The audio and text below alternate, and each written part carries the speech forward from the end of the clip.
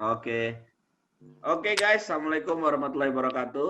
Waalaikumsalam warahmatullahi wabarakatuh. Selamat malam nih di acara perdananya OOS, yaitu Podkesos. Nah, ini baru juga nih namanya, Podkesos, potongan keseharian OOS. Nah, jadi buat teman-teman semua yang belum pada tahu, ini OOS nih makhluk apa ini?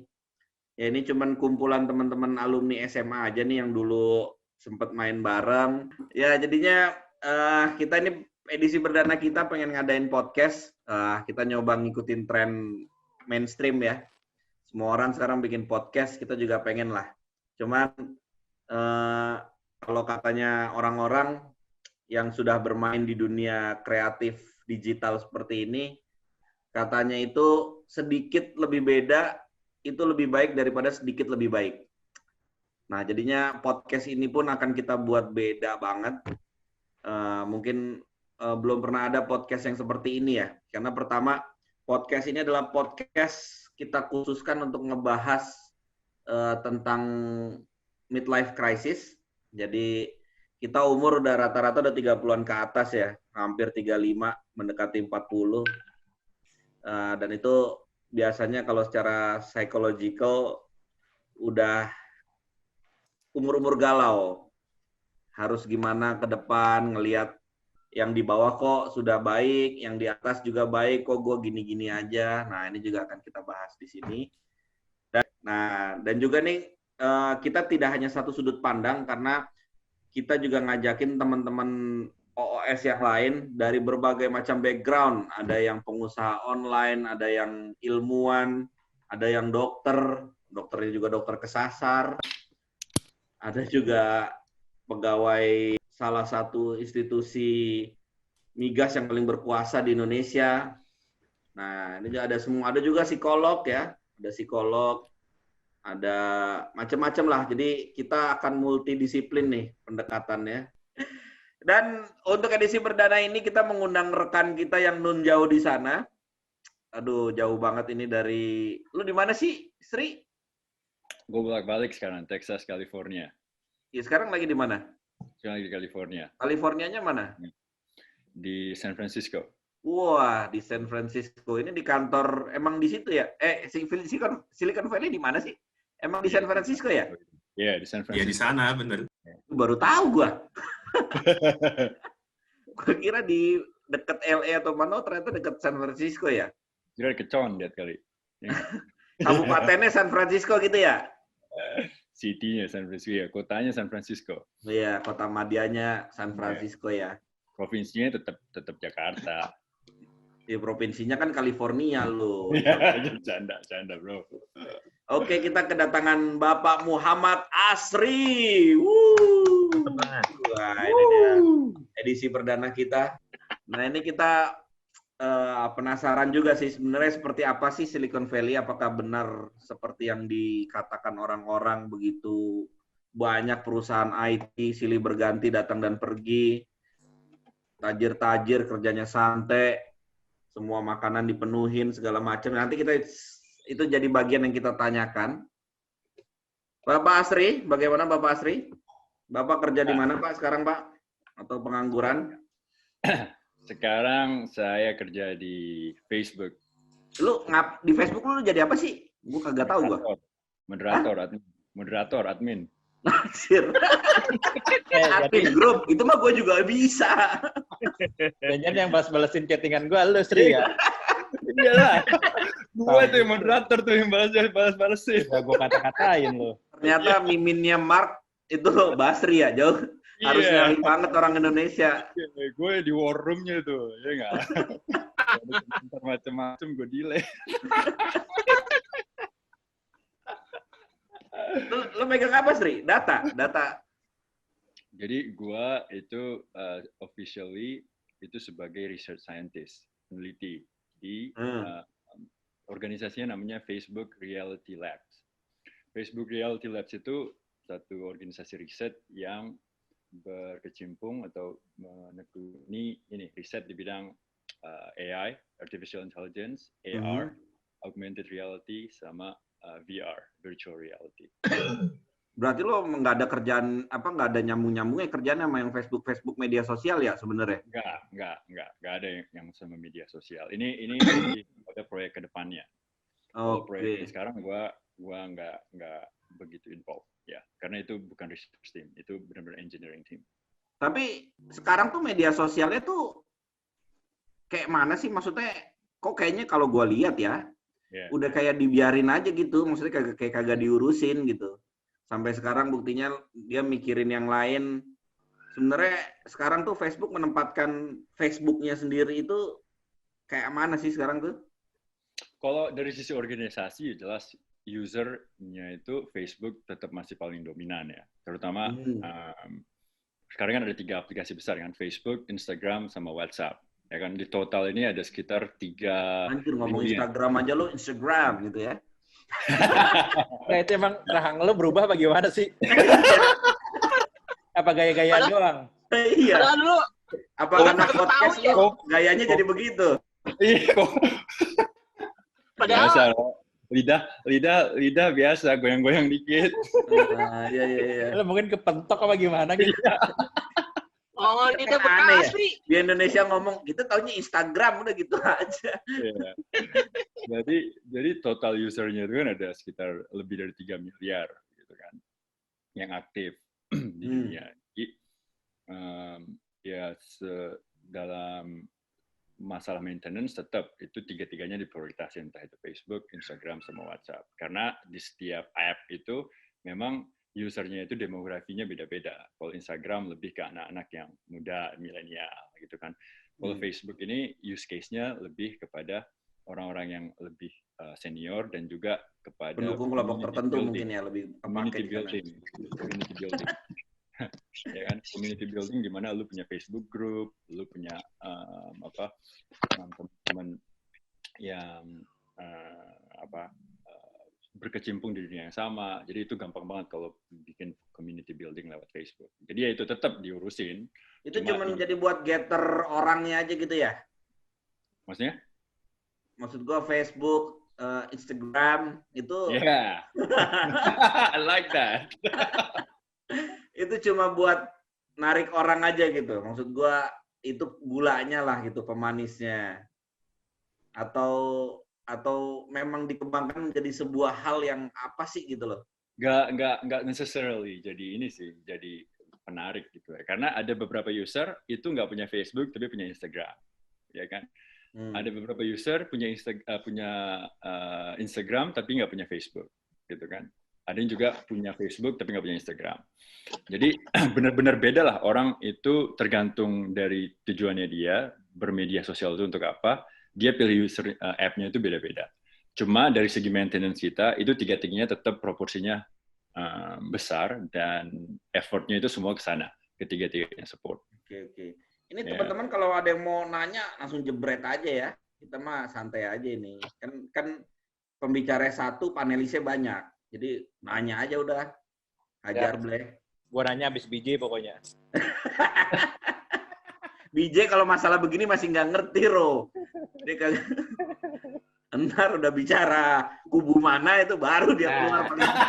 Baru. Gue digebok sama Vero udah, gue nggak ngomong lagi. Terus, tapi lu kan lagi kuliah S3 kan? Udah selesai. Udah selesai ya?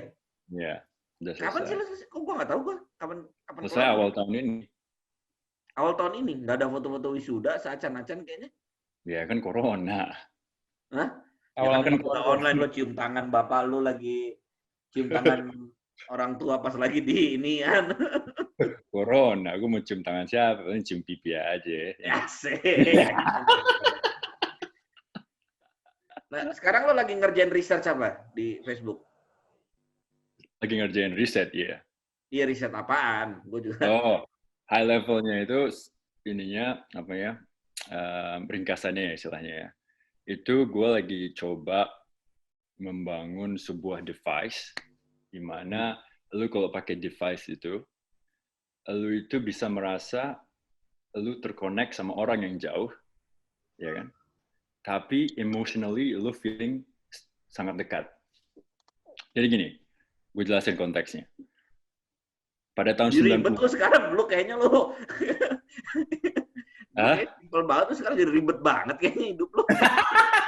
Karena ini new tech, bro. Jadi Oke. gue harus jelasin secara konteks dan juga kemana kita arah ke depannya. Neuralink, Sri. Hah? Neuralink. Bukan, beda. Jadi gini, kalau lu pikir... Neurobion, Dok. Neurobion. Jadi kalau lu pikir, tahun 90, 2000-an itu kan boom internet. Ya kan? Kita itu di-connect sama internet, bisa email jauh sana kemari dengan cepat. Ya kan? Dengan boom internet, itu muncul perusahaan-perusahaan Facebook, Google, Amazon. Ya kan? Dia memanfaatkan Amazon, bro. Kan? Jangan Ya, Amazon. Nah, Facebook itu menggunakan internet, dia connect people in different way. Sekarang lu menggunakan platform Facebook itu bisa ngerasa real time interaction dengan orang-orang teman-teman lu yang jauh di negara lain, ya kan? Kayak gue komen di di page-nya Vero gitu kan. Wih gila itu perut tambah bulat aja. Itu 2 menit lagi dia langsung reply, ya kan? Jadi itu istilahnya kita ngerasa ada real time interaction gitu kan, ada interaksi real time. Lo ngejelasin Facebook dengan ngejelimet banget. Yeah. Maksudnya gimana sih? Maksudnya istilah real time apa? Real time interaction. Wah itu baru denger gua. Iya. Nah jadi itu adalah Facebook sampai sekarang, ya kan? Nah kedepannya ini visinya adalah gimana kita connect orang dengan cara yang berbeda, gitu loh. Karena sampai sekarang itu utamanya adalah connect lewat Facebook ke platform sama app, kan. Nah kedepannya kita ingin itu orang terkoneksi dengan cara yang lebih real lagi, gitu kan. Sekarang lu sama gua sama Vero terkoneksi di platform Facebook, itu kita nggak bisa lihat real time. Gue cuma bisa lihat profile lo, cuma bisa lihat profile gue, Vero cuma bisa lihat profile gue. Kalau komen juga kita cuma profile picture kita aja yang nongol kan. Nah sekarang visinya Facebook itu adalah oke, sekarang kita udah bisa bikin ini, great. Now kedepannya kita mau ngapain? Nah kedepannya makanya itu dibentuk Facebook Reality Lab, di mana gue sama elu, sama Vero dan yang lainnya kedepannya itu connect dengan virtual reality. Seakan-akan lu ada di depan gua nih. Oh, Oculus ya. Ngomong ke gua. Gitu. Nah, kayak apa? Pakai device itu apa namanya? Yeah, VR gitu. Iya, kayak VR gitu. Sekarang kan udah ada tuh banyak Oculus macam-macam kan. Cuma itu udah itu kita lagi bikin produk yang lebih ke depan 4-5 tahun ke depan itu yang bisa connect dan mensupport tujuan. Gampangnya aja Sri, berarti ntar mau toyor-toyoran tuh bisa live walaupun jarak jauh gitu ya? Toyor-toyoran tuh apaan berarti? Astagfirullah, kagak tahu toyor-toyoran bro. Ini, serius? itu gitu. Oh gitu, iya, benar ya.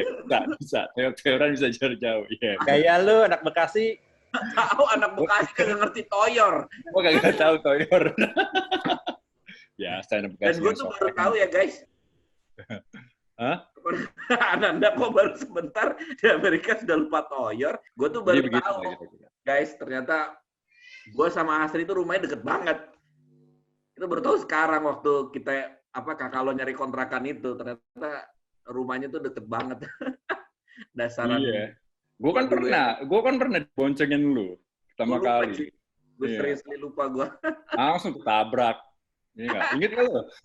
depan rel KI, sompret gue yang pertama kali digoncengin, langsung ketabrak, cedera lutut gue. Tapi lu emang gile lu wild rider lah kalau gue bilang. Ngeri dia naik motornya emang, pembalap emang, naturnya. Oke, balik lagi ke Facebook nih. Oke, itu visinya mau ngebuat toyor-toyoran. Ya, interaksi jadi lebih real gitu. Ya. Tapi ya buzzer ributnya lebih real ya. Bener juga sih. Jadi kita bisa ngelihat Iya. Lu bisa Sri, kalau boleh nanya, lo apa namanya di sana tuh divisi apa, terus jabatannya apa Sri? Kalau boleh tahu Sri? Jadi kayak gue bilang tadi, secara organisasi gue itu namanya Facebook Reality Lab. Itu divisi, apa project, apa-apa? Itu divisi. Divisi. Jadi Facebook itu ada 3 struktur besarnya. Satu engineering, itu di mana produk-produk semua dibawahi kan. Kedua adalah Facebook Reality Labs. Ini AI khusus untuk AR, VR sama projectnya yang ke depan. Yang ketiga itu Facebook AI. Itu AI yang khusus memang untuk Facebook app. Masalah AI tentang ads macam-macam. Kalau gue di Reality Labs itu organisasi. Dan detailnya itu ya itu tadi kalau gue bilang research scientist, peneliti lah. Ya. Jabatannya apa, Sri? Manajer apa-apa? Jabatan. Lu jangan bandingin sama di Indonesia, Ro. Bukan, gue nanya aja nggak apa-apa kan. Yang penting gajinya berapa. Nah, itu baru gue mau nanya tadi, yo. Sabar bro. Langsung nih, udah gaji-gaji nih. Itu pancingan berikutnya bro, lu pada kagak sabaran aja. Kalau gaji Marley baru keluar nih kalau gaji. Jabatan dulu Sri. Selamat datang kepada Dirjen Gatrik, Bapak Pak Doli. Oh, masih connecting ke audio dia. Jabatan apa Sri? Staff apa ada apa? Kalau Facebook Reality Labs itu strukturnya itu benar-benar flat gitu, bro. Apa ya? Flat itu basisnya apa ya? Datar lah ya. Nggak banyak hierarkinya gitu. Jadi kita itu report kepada VP of Scientist, Chief of Scientist gitu kan. Jadi kayak nggak ada feel sebagai organisasi yang ada hierarkinya gitu. Karena sebenarnya di atas VP-nya langsung siapa? Di atas VP-nya ya si CTO, habis CTO-nya baru Mark. Gitu. Ya. Jadi 4 rantai lah ya. 4 rantai ya ke Mark. Tapi bukannya lu ada weekly meeting? Nanti Mark report ke gua. Anjir, Mark report ke lu. Report di Facebook maksudnya. Guys. Iya, jadi admin. Ya, kalau masalah weekly meeting itu ya itu timnya Facebook Reality Lab itu ada weekly lah Q&A sama Mark gitu kan. Jadi kita ya tiap minggu dengerin dari Mark gimana visinya, terus kalau kita ada pertanyaan kita bisa tanya ke Mark. Tapi Mark emang sebrilian itu, bro? Ya memang apa ya, gayanya kayak gitulah di publik gitu loh. Yang lu lihat di publik. Brilian secara pinter, karena gue berpikir gini ya, oke lah anak-anak muda itu, ini konteks dengan startup ya. Yeah. Anak-anak muda itu memang kadang membawa ide yang brilian gitu, kayak misalnya Facebook segala macam. Tapi ketika dia scale up, gue nggak yakin itu 100% keluar dari idenya founder-founder itu, karena kan dia sudah di backup nih sama duit-duit gede, ya kan?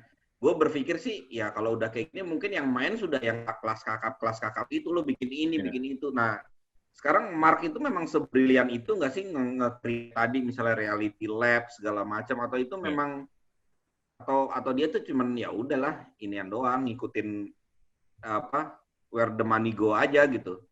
Oh, gue pikir gini, di awal-awal itu ya gue nggak tahu ya gimana kiprahnya pada saat belum IPO sih sampai jadi billion dollar company gitu kan.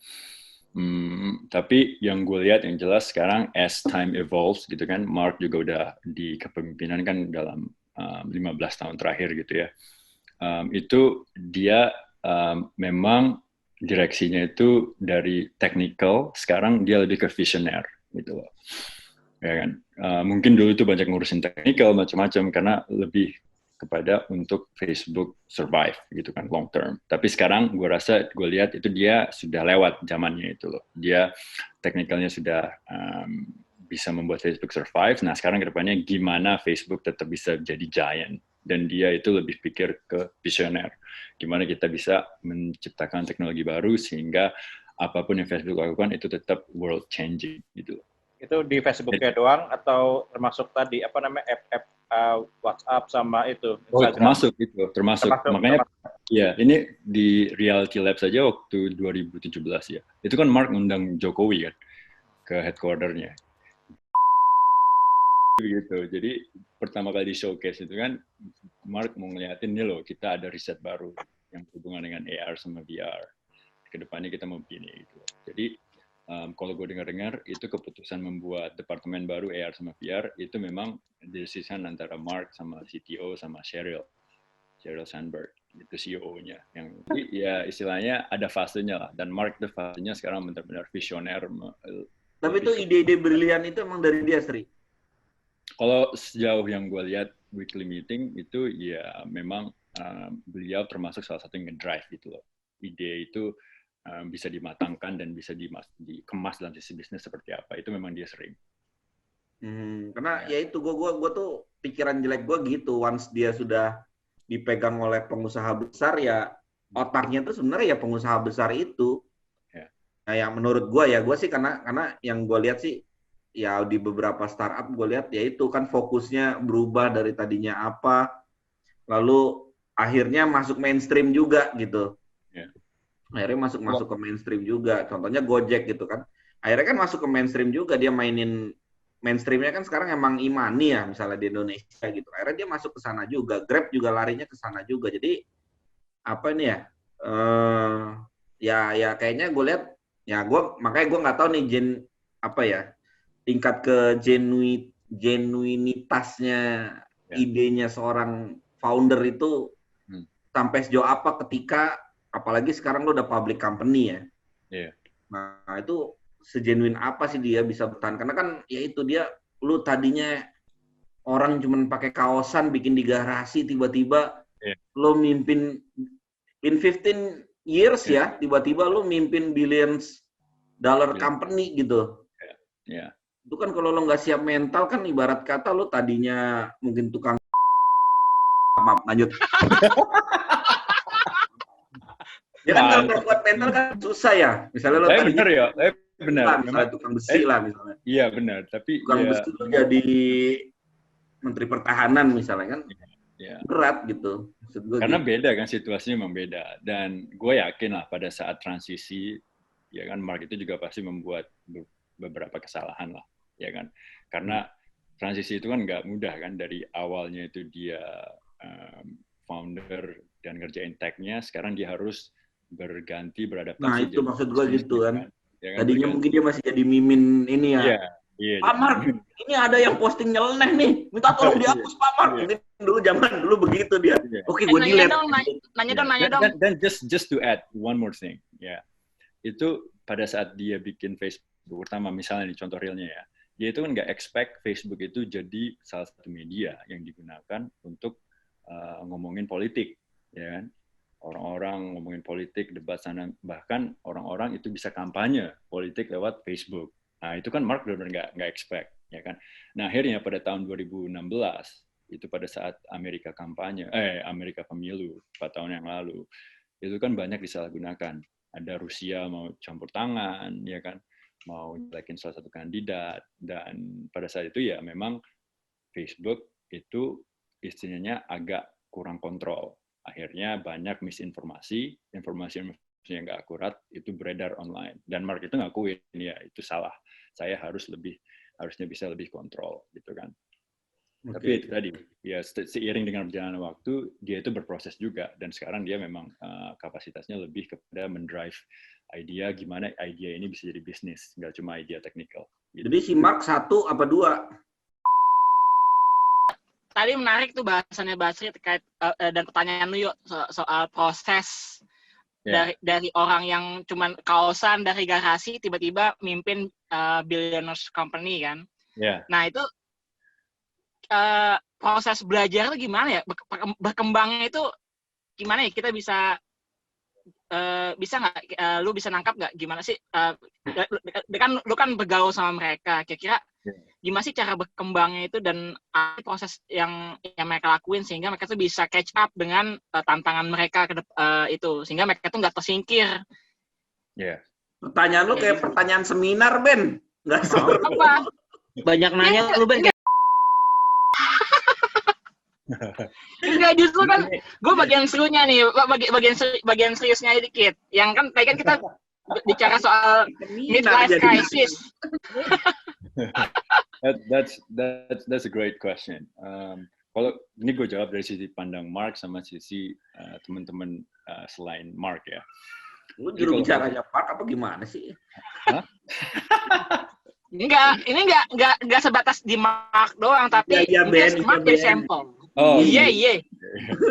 Jadi kalau dari Mark Zuckerberg sendiri, gue rasa dia itu benar-benar learning by doing, Ben. Karena dia itu memang posisinya itu mau nggak mau dia harus belajar gimana manage billion dollar company. Benar. Itu kalau kasusnya Mark. Karena dia pun nggak expect gitu, Ben. Dia bukan dalam posisi di mana oke, gue mau belajar gimana jadi billion dollar company. Karena pertama dia nggak expect Facebook itu bisa boom kayak gitu, dan kedua setelah dia ada di posisi itu, ya dia naturally harus belajar gitu gimana jadi CEO billion dollar company. Itu kalau kasusnya Mark. Kalau kasus teman-teman yang lain di sini entrepreneur gitu ya, itu biasanya memang mereka pertama set target gitu kan, oke, gua mau beranjak ke billion dollar company atau million dollar company, ya kan. Yang kedua, mereka akan cari mentor, yaitu mentor yang udah pernah jadi billion dollar company. Gitu. Mentor itu mau nggak mau memang bisa accelerate lu punya target, Ben. Apalagi yang udah been there gitu loh, ya kan. Ya nggak usah jauh-jauh lah, kita sekolah gitu kan, misalnya ngambil master atau ngambil PhD. Kita kan ada mentor, ada advisor kita. Kenapa? Karena ya itu tadi, dia bisa mengarahkan lu target ke sana, mana jalan yang berduri, mana jalan yang mulus gitu kan. Dan itu bisa mempersingkat proses lu untuk menuju ke sana gitu loh. Dan gue lihat polanya sama ke orang-orang yang beranjak ke billion dollar company itu. Selalu itu mereka punya mentor yang memang bisa mengarahkan mereka dan punya pengalaman sebelumnya. Kalau gue lihat itu sih, Ben. Kita beralih dulu nih, sedikit nih. Gue penasaran aja nih. Kalau lihat di berita-berita kan kayak gitu, Sri ya. Apa kalau kerja di Google, kerja di Facebook, lo kayak hidup indah banget gitu. Akan lo sediain tempat kerjanya juga cozy banget kayaknya, segala macam. Itu beneran gak, Sri? Itu bener banget. Jadi di Facebook dan Google itu lu makan ditanggung dari mulai breakfast, lunch sama dinner. Itu ada kafetaria di mana itu buka dari pagi sampai malam dan itu all you can eat. Lu bisa ke kafetaria kapan aja. Halal nggak, Sri? Halal nggak? Ada makanan halalnya. Ya. Jadi Indonesian food nggak ada, Indonesian food? Indonesia nggak ada. Yang banyak Thai food, Indian, American. Indonesia banyak juga, Sri ya, di sana ya? Indonesia belum sebanyak dari negara lain sih. Kita masih ya 20-30-an lah ya pegawainya di headquarter. Ya. Tapi itu tadi, kantin itu buka dari pagi sampai malam dan lu bebas. Lu mau ngambil makanan apa, kapan, dan pada beberapa orang pun pada bungkus untuk ke makanan ke rumah gitu. Jadi itu benar-benar ditanggung semuanya. Itu mungkin Rejos kalau pindah situ kerjanya mungkin cuma makan kali ya. Karena sempet ngerjain kerjaannya makan aja. Ya Jos. Tempat kerjanya gimana tuh? Maksudnya emang sofa-sofa segala macam kan kalau kita Iya, sofa macam-macam dibikin benar-benar casual gitu. Benar-benar memancing kreativitas. Karena gini, filosofinya itu adalah ketika para pegawai itu happy, entah itu dari segi makanan, dari segi ruang, gitu kan, itu mereka bisa do the great work. Kalau mereka nggak feeling happy, itu kita nggak expect kreativitas itu akan muncul dari mereka. Jadi Facebook, Google itu benar-benar mengupayakan supaya employee itu merasa happy, baik dari segi makanan dan juga building dengan landscape yang benar-benar menarik gitu. Tapi itu nggak takut itu Sri, nggak takut malah males-malesan Sri atau main-main doang di kantor. Well, itu pasti ini ada risikonya. Cuma itu tadi kan dari internal system itu juga ada performance review kan, ada sistem performance review, ya kan. Katanya makan siangnya gratis, bener-bener gratis lah. Lo disuruh kerja cuy, bukan disuruh makan di sana. Jadi kita support, tapi ya setiap 3 bulan sekali kita juga ada review gimana pekerjaan lu so far, target-target tercapai nggak gitu kan. Kalau tercapai, asupan makanan gue tarik nih. Enggak, canda. Lah kan abis dapat cozy lu aja nyender dikit yuk langsung molor yuk dulu yuk waktu sekolah. Gue mah nggak pernah tidur di sekolah. Doli ya? Dol? Nah, jadi ya itu salah satu magnet juga bagi Facebook atau Google untuk menarik para engineer. Karena lu bayangin, lu kalau makan tiap bulan itu bisa ditanggung, istilahnya lu nggak ngeluarin uang gitu kan. Untuk makan lu bisa save lah ya, lumayan gitu kan. Lu kira-kira bisa nabung berapa Sri dari nggak makan itu Sri? Coba ya lu bayangin, sekitar kalau masak sendiri itu makan sehari itu bisa ya $20 lah. $20. Ya kan? Sehari apa sekali? Itu kalau masak sendiri ngirit itu $20. Kalau kalau lu beli itu sekitar $10-15 sekali. Berarti bisa sekitar sampai $50 sehari. Nah, lu kali aja tuh $500 ya. Iya, lumayan kan? Oke. Mendingan buat party. Udah terlihat tabungannya Basri paling enggak $1.500 sebulan minimal dia udah bisa nge-save. Itu baru motong dari uang makan kan? Makan. Langsung aja lah. Kita bikin ranking. Sekarang kan ranking pertama masih Jarwo ya. Langsung aja. Tapi emang ini gaji bersaing Sri. Maksud gua di atas market gitu. Gini, kalau dari sisi negara kapitalis itu memang kan mereka mereward yang orang-orang yang bisa perform gitu ya. Jadi memang itu memang base-nya itu beda kan, karena US memang negara kapitalis, dia akan berani bayar kalau lu perform. Jadi memang gaji itu terutama untuk engineer Silicon Valley ya memang di atas rata-rata gitu loh. Tahun 120.000 ada? 500 yo, 500. Rupiah atau apa nih? 500.000. $200.000 ada setahun. Range-nya ya, ini gue bicara range-nya aja. Ya range aja. Kan. Range-nya plus minus 3% lah boleh. Jadi kalau range-nya ya, terutama kalau misalnya lu punya PhD degree gitu ya, itu akan berkisar di antara $200.000 sampai $500.000 per tahun. Per apa? Per tahun. 200 sampai 500.000. Pajak gimana pajak tuh? Pajak itu sekitar 28% kalau nggak salah ya. Ya. Dan itu udah termasuk pajak atau belum dipotong pajak? Belum dipotong pajak. Itu akan potong pajak. Ya, itu akan potong pajak. Jadi ya secara nominal ya itu memang cukup besar gitu, ya kan. Bahkan undergrad aja ya, undergrad kalau lulus itu 200.000 mungkin dapat setahun. Lulusan UGM bisa nggak kira-kira? Salah. Jadi presiden aja bisa. Oh iya juga.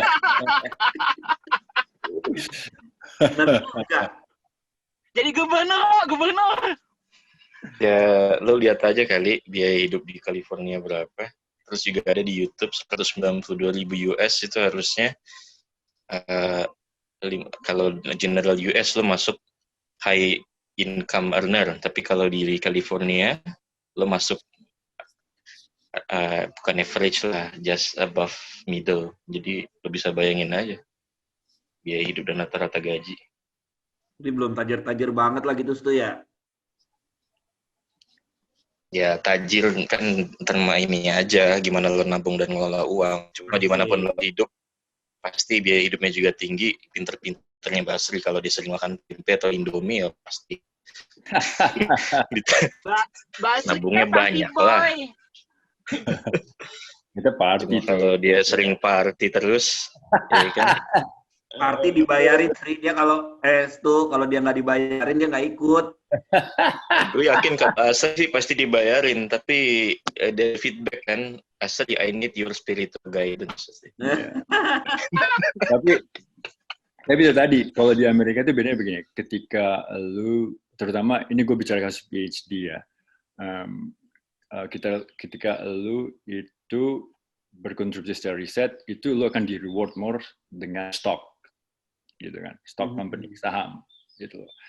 Jadi idenya itu performance lu itu akan dikaitkan dengan performance company, karena semakin lo perform, company semakin perform, terus stoknya semakin naik sahamnya.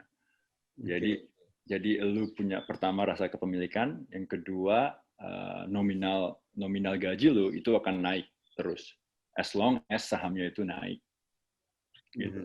Jadi itu kalau itu sih ini ya stylenya company Amerika aja. Gitu. Yeah. Sri, ini banyak yang penasaran juga nih, Sri. Lu masuk FB-nya tuh gimana sih? Lu ada iklan lowongan di koran, terus lu bikin CV, lu kirim pakai pos atau gimana gitu? Oh, gue buat Jokowi yo. Jokowi. Gue udah nyoblos nih. Sekarang lu dong, gantian. Titipan lo ya, pas Pak Pande kesana dia bilang, Mas Mark, saya minta tolong nih satu orang teman saya.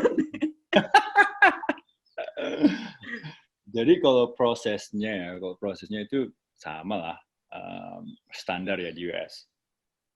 Cuma begini, jadi gini.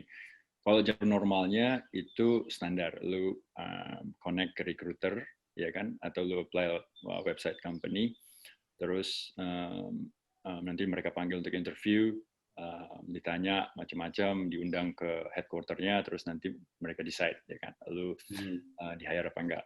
Cuma kalau kasus kebanyakan yang PhD ya, itu karena kita banyak melakukan riset dan kita banyak terkoneksi sama akademia-akademia di berbagai macam daerah di US, itu akhirnya kita lebih banyak koneksinya terutama untuk orang-orang dalam yang bekerja di industri riset, terutama Facebook, Google, Apple gitu loh. Itu nggak garanti lo akan masuk, itu nggak akan garanti, but it helps. Gitu kan, it helps in the sense, oke, gue tahu risetnya dia dan gue tahu dia itu orangnya memang brilliant gitu kan. Jadi itu sebagai pintu masuk yang lebih mudah gitu kan. Karena lu udah ada jaminan nih istilahnya, oh ya gue kenal dia dan gue bisa garansi dia ini memang orangnya perform gitu kan. Tetap lu akan dites, lu akan diwawancara, lu akan dites coding. Cuma itu tadi masuknya itu akan menjadi lebih mulus gitu loh, karena ada seseorang yang bisa endorse lu. Jadi gitu. Jadi in the end itu memang network itu benar-benar powerful dan siapa yang tahu yang bisa punya network itu akan ada advantage-nya, like it or not. Oke. Wah, BJ mau ngomong apa, BJ? Nah, ini dari sisi recruiter nih, gimana nih? Ya. Jadi gini, recruiter. Oh, sorry, BJ ya. Silakan BJ. Mungkin ada itu BJ, tes Pauline apa BJ? Lo ada tes kayak gitu juga nggak, Sri, dulu, Sri? Apa ngurutin angka? Tes Pauline. Ada nggak? Nggak ada. Gue tesnya tes banyak kan tes problem solving, open ended gitu kan. Problem yang dimana itu nggak ada jawaban benar atau salahnya. Mereka pun nggak tahu jawabannya. Gambar pohon nggak ada, Sri? Gambar pohon? Ya, nggak ada. Nggak kepake BJ, udah bubarin BJ. Apa? Baru balik gua. Gimana contohnya, Sri? Soalnya, Sri? Tes Pauline nggak dipakai BJ. Contohnya soalnya kayak gimana? Open ended nih. Soalnya ya specific programming, specific riset bidang kita gitu ya. Benar-bear spesifik inilah area expertise-nya itu. Cuma ada juga pertanyaan yang general tapi require open-ended problem solving. Misalnya gini, misalnya lu gue tanya, berapa luas negara Amerika? Lu nggak boleh Google, lu nggak boleh wiki. Ya gue pakai Bing lah. Kampret lu. Ya kan? Dan lu cuma dikasih waktu. Pak Guru kan geografi tuh. Lu cuma dikasih waktu 10 menit. Lu derive dari apa yang lu tahu sampai konklusi apa yang lu capai. Gitu kan? Dan lu jelasin proses berpikir lu itu seperti apa step by step. Mereka nggak ngarepin jawaban yang benar-benar precise. Mereka nggak ngarepin jawaban yang benar-benar. Cuma mereka pengen lihat pola pikir lu seperti apa. Step by step untuk sampai ke sana. Kalaupun jawabannya itu nggak benar-benar mendekati, asal pola berpikir lu step by step-nya itu benar, mereka doesn't mind. Tuh BJ nggak ada itu gambar pohon, lanjutin gambar dari titik. Apa Nggak ada, kan? itu? Iya, nggak ada. Ya. Yo, nih ya. Baca tanda tangan nggak ada ya? Info aja nih yo ya. Dengerin Itu yang lo sebut itu tes-tes kayak gitu. Itu sebenarnya tes-tes zaman Perang Dunia Kedua. Wajir. Sekarang itu benar, itu kan tes-tes untuk untuk sebetulnya itu kan awalnya dari buat tentara, kemudian bisa diaplikasikan. Di Indonesia tes-tes gitu memang masih banyak dipakai. Sebenarnya kalau udah dari perusahaan Bonafit udah nggak kepake tes-tes kayak gitu. Ya. Gue waktu di Karena Kuala karena lu Google, lu cari YouTube itu udah banyak tutorialnya. Lu mau kelihatan jadi orang apa? Pinter. Nah, pohonnya lu pakein misalnya lu orang yang misalnya teliti. Nah, pohonnya lu lengkapin deh tuh gambar dahan, gambar daun, bla bla bla. Lu mau kelihatan orang kayak apa? Jadi tes kayak gitu udah nggak valid sebetulnya sih. Oke, BJ, gue udah kebayang nih. Jadi judul YouTube-nya apa nanti, BJ? Gue udah kebayang ntar judul YouTube-nya apa, BJ. Itu tes yang ada di Indonesia tuh buat perang dunia kedua, nanti gue tulis. Enggak, itu awalnya sebetulnya. Tapi itu udah inilah kita nyebutnya itu tes tradisional sebenarnya udah nggak valid gitu aja.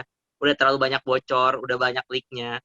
Oke. Tapi memang masih banyak dipakai karena untuk menggunakan Karena yang tes lo yang jual itu benar-benar BJ, lo nggak jualan metode yang lain. apa? Nggak jualan metode yang lain. Mahal yuk kalau bikin tes kayak gitu. Gitu. Biasanya makanya kalau perusahaan-perusahaan yang besar itu mereka bikin tesnya sendiri. Nggak pakai tes tradisional kayak gitu. Gitu. Iya, Perusahaan besar tuh kayak apa BJ kriterianya kalau di Indonesia? Ya Astra deh misalnya deh. Astra masih pakai BJ, gue dulu masih pakai. Iya, tes Pauline gue, BJ capek banget. Nggak BUMN masih semuanya. pakai BJ. Apa? BUMN Biasanya masih yang pakai dipakai itu. itu tes yang mana siapa? Gue Konoko udah nggak pakai gue. BUMN Iya. masih pakai. Tes yang masih banyak dipakai tuh setahu gue sih biasanya tes yang titik-titik ngelanjutin. Nah, itu masih umum, masih banyak dipakai tuh. Karena itu juga sebenarnya benar-benar hanya orang yang punya pengalaman, punya ilmunya yang bisa ngebaca gambarnya itu kayak apa. Tapi kalau house tree person, gambar orang, gambar pohon, gambar rumah, nah itu sih yang udah nggak umum dipakai. Terus yang tes Kraepelin, gitu kan, Kraepelin yang ngejumlahin dari atas ke bawah, tau kan, nambahin. Masih BJ. BUMN masih pakai. Ya kan gue bilang, konteksnya bukan masalah masih nggak masih Ben, tapi alat itu udah valid apa enggak gitu aja. Hasilnya itu udah banyak bisa ngibulin orang. Tes Udah nggak ngelanjutin titik menggambarkan tuh tes kayak apaan sih? Tes ngelanjutin tes titik itu namanya tes wartek yang lu cuma dikasih 2 titik. Nah, lu lanjutin tuh dari 2 titik itu mau gambar apa. Sekarang nih kalau dari 2 titik itu gue gambar 2 biji sama 1 batang. Ya nggak apa-apa. Itu boleh. Itu valid kalau gue kerja di Pornhub. Ya kalau gambar kayak gitu, lu punya orientasi seksual, lu pikiran lu ngeres mulu dan itu langsung jadi catatan buat gua. Ah, ngehe nih orang. Gitu. Ya nggak bakal lah gue terima orang yang punya masalah seksual kayak gitu kalau rekrutmen. Lo gambar alat kelamin dalam tes lu gitu ya pasti langsung jadi catatan buat psikolognya. Nanti kita bahas khusus ya sesi BJ ya. Iya. Ya udah gitu aja sih. Udah, lanjut Basri dulu lah. Lebih mahal Basri ini ilmunya. Ini gua satu pertanyaan lagi nih tentang kehidupan lo nih. Gua tertarik banget cerita Silicon Valley ya karena ya itu tadi ceritanya tuh manis banget gitu kayaknya. Memang wah industri yang sekarang hits di dunia itu memang semuanya kasarnya dari Silicon Valley lah gitu. Nah, cuma ya kan salah satu tujuan dibikinnya aplikasi-aplikasi itu kan mempermudah hidup sebenarnya. Nah, di Silicon Valley itu seberapa sering sih itu mereka ngeluarin ide-ide inovasi yang benar-benar mempermudah hidup tuh, karena sampai sekarang kan yang akhirnya bisa survive kan juga cuma dikit gitu. Tapi gue yakin karena inkubasi idenya itu kan masif dan mungkin udah lu terstruktur masif dan apa satu lagi TSM apa tuh ya? TSM masif. Gue lupa tuh. Terstruktur, sistematis dan masif. Itu. Gue nggak hafal gitu-gituan doang. Ya, mungkin ada database-nya mungkin orang Silicon Valley itu. Oh, ini pernah dibikin itu kayak gimana Sri? Lo bisa cerita dikit Sri? Jadi gini, gue pernah dengar statistik itu bahwa di Silicon Valley setiap 1 detik itu minimal ada 10 ide keluar. Setiap 1 detik. Jadi lu bayangin aja itu memang kawasan itu benar-benar kawasan di mana orang-orang itu dipaksa untuk mengeluarkan ide-ide. Apa nih ide yang akan mengubah dunia selanjutnya gitu.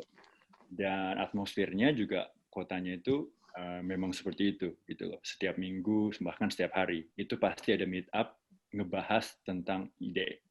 Ini gue ada ide begini, gue ada mau bikin perusahaan seperti ini, app seperti ini gitu kan. Dan itu juga didukung oleh gampangnya koneksi dengan investor gitu loh. Ya kan? Jadi itu meet up antara potensial venture capitalist, ya kan, orang-orang yang mau invest di startup sama orang-orang yang ingin membuat Google, Facebook baru, itu memang forumnya gampang. Gitu. Ya nanti nih setelah undang-undang ini diresmikan juga bakal gampang kok. Ya. Yeah. Jadi memang yang lu bilang tadi bahwa suasananya, ekosistemnya itu about ide itu benar. Dan setiap orang itu yang di sana itu pasti orientasinya itu apa nih ide barunya dan bisa nggak itu ditranslate ke business model. Nah itu yang susah kadang-kadang. Lu punya ide apa Sri sekarang Sri? Party dong. Ide. Lu ada ide apa? Party ya. Udah gila. Iprit. Gitu. Jadi benar bahwa itu all about idea, yes. Dan juga yang paling pentingnya, lebih penting lagi itu gimana translate idea ke business model. Itu, Sri. Kenapa nggak jadi Sri? Maksud gua kan yang mempermudah hidup lah apa misalnya sekarang. Ya. Kayak Gojek aja di sana kan nggak ada yang kepikiran Gojek. Gojek itu kan sebenarnya konsepnya meniru Uber sama Lyft kan. Ya. Kan? Kalau Gojek itu sukses di Indonesia karena ya memang ada market. Culture-nya Gojek. Iya, culture-nya memang ya Ojek di Indonesia. Kalau di Amerika kan nggak ada Ojek. Ya, cuma mobil doang. Jadi Gojek itu sukses karena konteksnya ya Indonesia. Gitu. Nah, kalau masalah kenapa ide-ide yang banyak itu belum tentu translate ke bisnis, ya itu tadi. Karena bisnis itu nggak segampang ide teknikal gitu loh. Lu harus mengemas ide teknikal lu itu ke bisnis model yang bisa sustain, di mana itu bisa generate money gitu. Dan itu memang itu rate-nya itu sangat kecil. Itu hanya 1% kalau nggak salah yang bisa translate jadi bisnis model dan bisa generate revenue. Gitu ya. Gimana pengusaha online ya? Ada ini nggak? Ada concern ya nih? Prit, nanya juga Prit. Gue sebenarnya udah banyak japri-japri sama Prit tuh. Gue nggak dikasih data-data ininya rahasia katanya. Prit, gue mau nanya deh, apa namanya kan lo bilang kan Facebook ya punya concern besar lah di apa bisnis-bisnis menengah ke bawah lah atau UMKM ya kalau di sini kita sebutnya ya. Cuman kan lo juga ngelihat nih maksudnya sekarang trennya mau nggak mau kayaknya apalagi misal kita ngelihat marketnya tadi misalnya lo bilang kayak Facebook gitu ya, ini orangnya senior segala macam. Maksudnya di data kelihatan sudah mulai hilang pasarnya karena sudah ada Instagram. Habis itu gue dengar lagi misalnya WA nanti ada ads WA. Gitu. Maksudnya dari Facebook ya, maksudnya dari sana dari perusahaan tuh Facebook emang porsinya mau dibawa kemana gitu? Apa emang nanti gue bakal fokusin bisnisnya lebih ke WA atau enggak emang gue larin ke Instagram atau enggak gimana? Udah ada, misalnya lu ada itu enggak informasi? Kalau masalah fokus bisnis WA Facebook itu nggak ada isolasi bahwa nanti untuk khusus bisnis kita akan ke Instagram atau ke WA. Enggak, itu tiga-tiganya. Kalau WA belum ada ads sekarang ya, tapi dua-duanya Facebook sama WA belum ada ads karena bisnis modelnya memang nggak generate revenue dari WA. Tapi bukannya gue sempat baca wacananya memang WA akan ada ads. Ada wacana ke sana beberapa waktu yang lalu, cuma terakhir gue dengar dari Mark itu WA belum ada kepikiran untuk jadi ads gitu kan. Begitu ya. Kalau gue denger dari Mark tuh kayak misalnya, gue kemarin katanya Vero begini loh. Udah kayak ini cair banget ya komunikasi. Gue nggak bisa ngomong kayak gitu. Misalnya, di root gue kemarin ngomong begini tuh nggak bisa gue. I mean, itu juga udah public ya. Maksudnya Mark juga udah Okay. Jadi it's not a problem gitu kan. Gue cuma nggak bisa ngasih info yang dimana itu hanya internal gitu loh. Informasinya. Tapi balik ke Vero tadi, itu Facebook sama Instagram ya dua-duanya tetap itu dijadikan tools untuk ads gitu kan. Sekarang masalah bahwa ada demografi yang lebih cenderung menggunakan Instagram dan Facebook, ya itu realitanya gitu kan. Cuma ke depannya mau kayak gimana, itu visinya tetap dua-duanya ini adalah tool yang kita gunakan untuk jadikan ads gitu. Makanya nanti kan banyak juga teknologi yang akan diintegrasikan ke Facebook, Instagram. Harapannya yaitu dua-duanya itu bisa sama-sama powerful gitu loh. Kalau untuk jadi ajang ads juga. Emang punya market sendiri ya, maksudnya Facebook punya market seperti ini tadi. Ya. Maksudnya itu mau nggak mau naturally akan happen gitu kan. Ada orang yang beberapa orang demografi yang akan lebih menggunakan Instagram, ada yang demografi yang lebih ke Facebook. Cuma sekarang pun itu udah dibuat interkoneksinya kan. Kayak misalnya sekarang udah bisa message gunain Instagram ke Facebook, dari Facebook ke Instagram.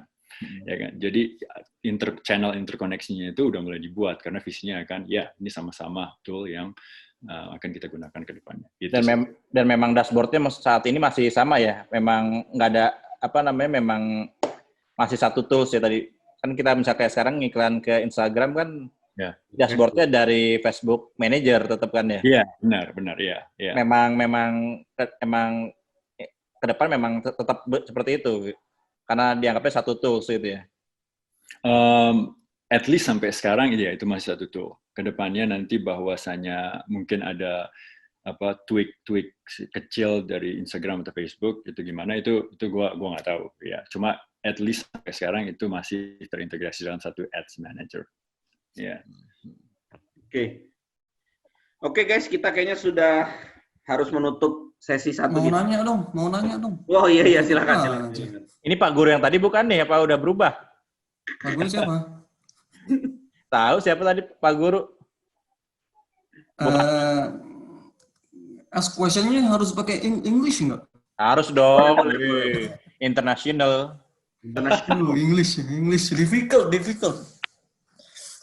Enggak, kebetulan ya ada Asri ya, karena bisa memberikan insight. Kebetulan ada di setting, cuy. Kirain ini nggak sengaja ketemu tiba-tiba online. Enggak, jadi kan gue udah pernah ngelempar topik di grup sebenarnya. Kalau yang lain udah pada nonton, mungkin di Netflix ada ada dokumenter bagus banget namanya Social Dilemma.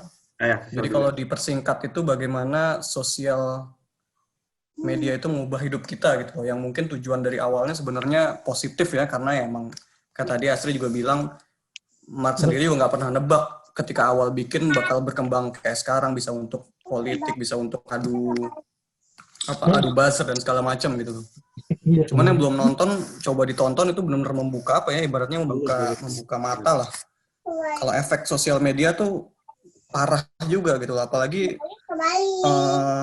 tadi juga sempat disinggung sosial media itu, terutama Facebook kan sekarang revenue itu mainly dari iklan gitu.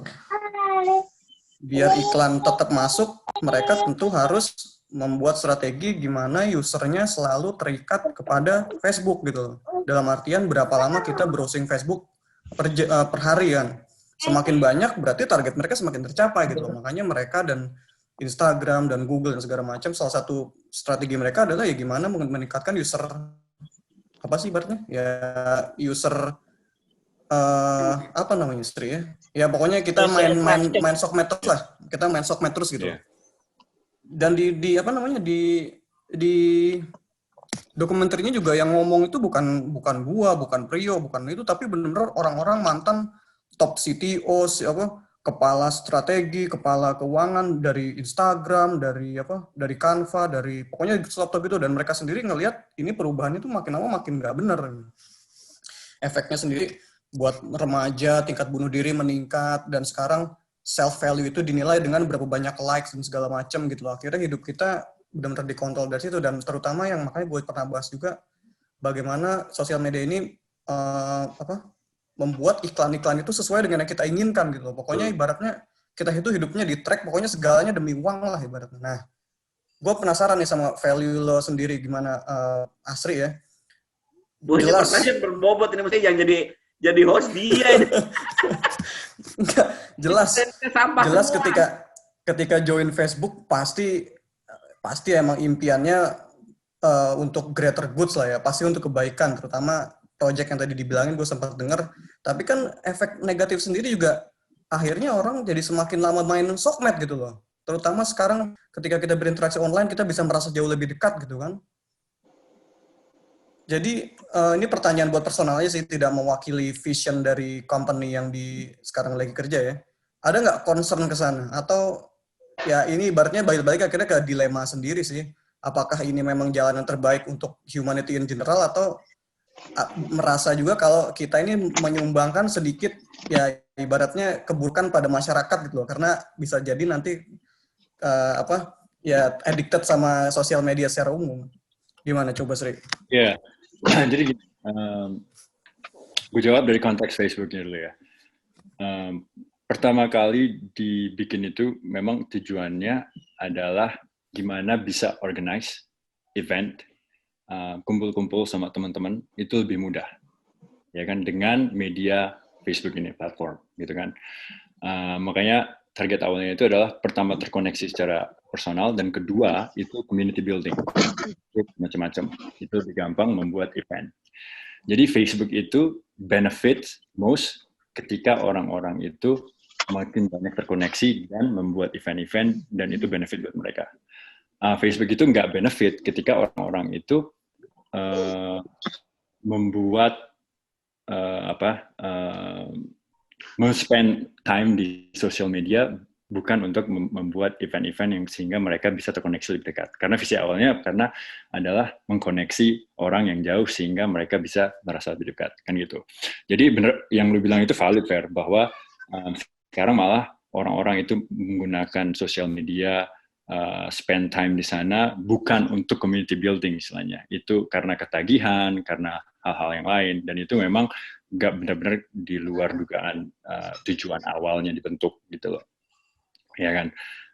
Tapi itu tadi, secara company itu memang ada effort ke sana. Gimana caranya kita itu men-encourage orang menggunakan Facebook itu hanya sebagai tool untuk membuat event community building, tapi bukan untuk tool yang digunakan untuk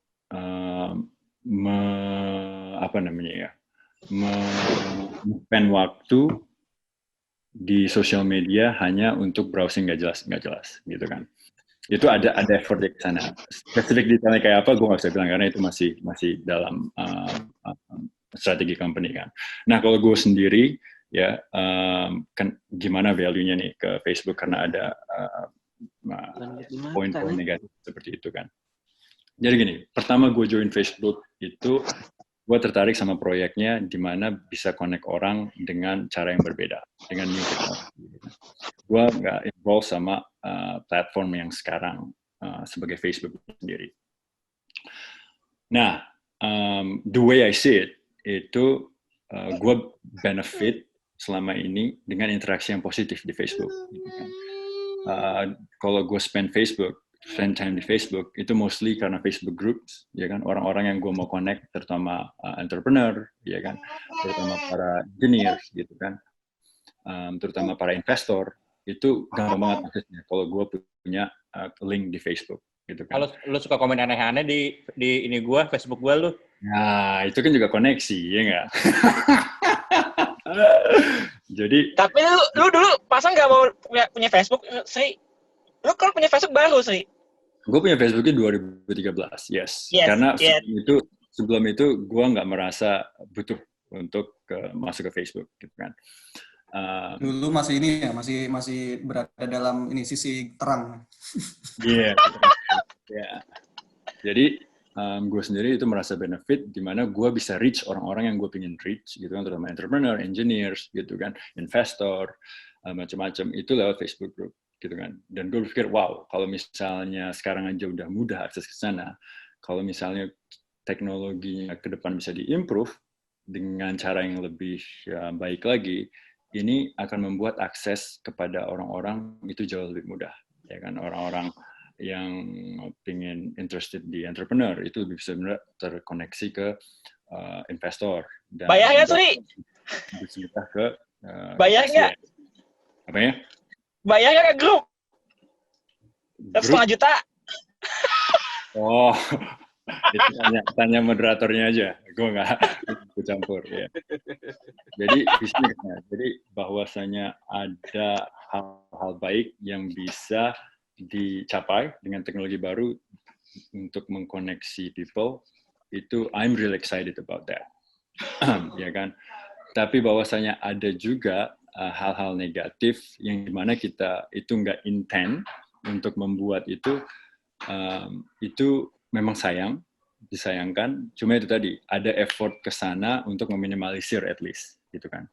Cuma ketika lu timbang-timbang benefits sama risk-nya, gitu kan, hopefully the benefits-nya outweighs the bad effects, gitu kan.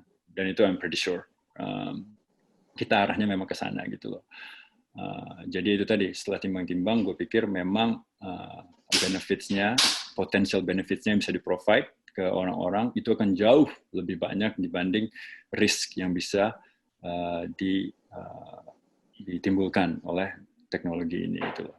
Dan we're working on that risk, gitu. Gimana caranya meminimalisir risk itu sehingga hanya benefit yang bisa kita tawarkan ke user. Dan itu memang perjalanan yang panjang gitu. Walaupun juga satu teknologi itu nggak mungkin cuma punya benefit, pasti ada risk dan juga ada side effect yang dimana orang-orang itu bisa terpengaruh gitu kan. Oke, sorry Sri, gue potong Sri. Ini juga Ferry, sebenarnya di bisnis manapun sebenarnya pasti ada yang kayak gitu ya. Kayak gue ngambil contoh aja, ketika booming harga komoditi tahun 2000-an, itu orang pada ngejar coal semua gitu. Itu di satu sisi memang bagus gitu. Orang rame-rame bangun PLTU segala macam, tapi kan ternyata sekarang baru kerasa banget nih imbasnya dari PLTU itu yang ternyata sumbangan karbonnya jauh melebihi yang lain. Juga industri-industri lain kayak palm oil dan lain sebagainya. Semuanya punya efek samping gitu. Nah, biasanya perusahaan itu kasarannya ngurangin dosanya lah, itu dengan CSR ya.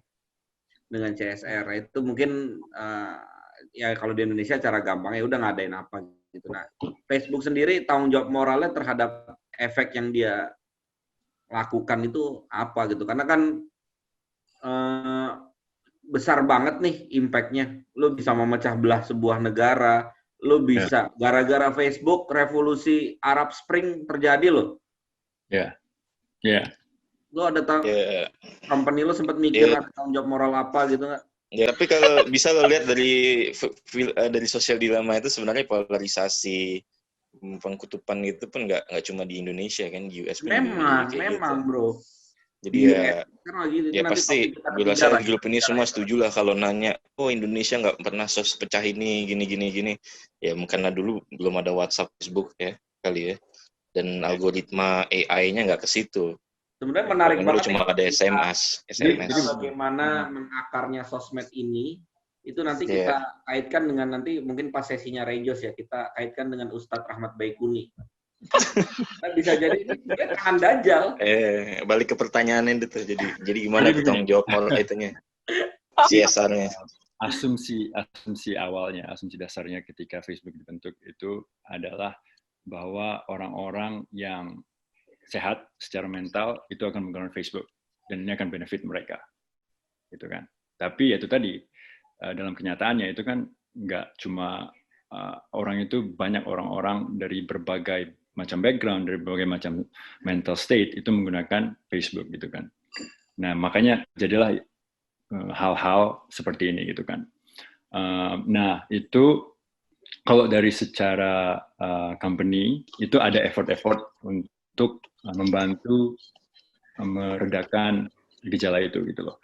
Kayak misalnya Mark dan juga jajaran CEO itu setiap tahun itu rutin membantu mental health organization gitu, nyumbang ke organisasi-organisasi mental health supaya effort ke better mental health gitu ya, ke orang-orang itu bisa lebih baik. Karena semakin healthy orang-orang yang pakai Facebook, terutama secara mentally, itu Facebook akan semakin benefit.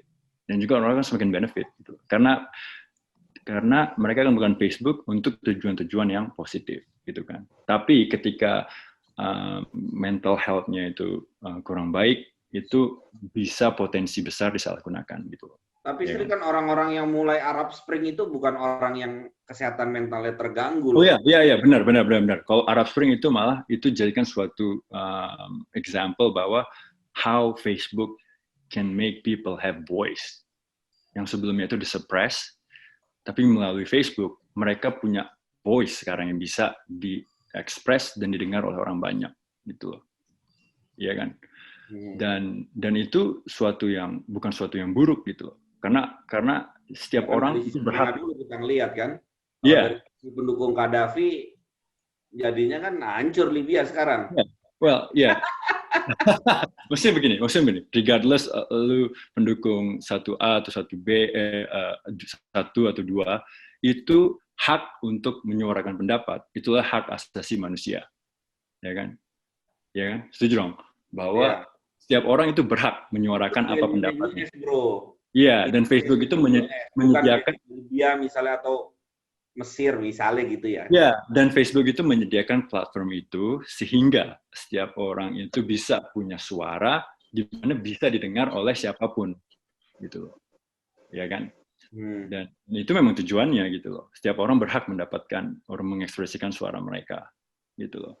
Bahwasanya dengan suara itu membuat ada revolusi, ya itu memang secara natural society pinginnya begitu gitu loh. Ya kan? Kita cuma lo nggak bisa menjawab atas itulah ya. Iya. Jawabannya tadi apa sih? Jawabannya apa? Tanggung jawabnya? Belum dijawab. Belum ada. Makanya banyak banget dipotong. Jawaban ini politikus. Kalau gue sih, makanya jadi intinya tuh setelah lo lihat itu kan semua karena AI kan. Maksud gue yang namanya lo pengen monetize, akhirnya lo buat AI akhirnya berkembang ke orang jadi pengen dapat klik, dapat like, kemudian lo bisa dibayar, dan terus berkembang vicious cycle-nya ke arah situ jadinya kan.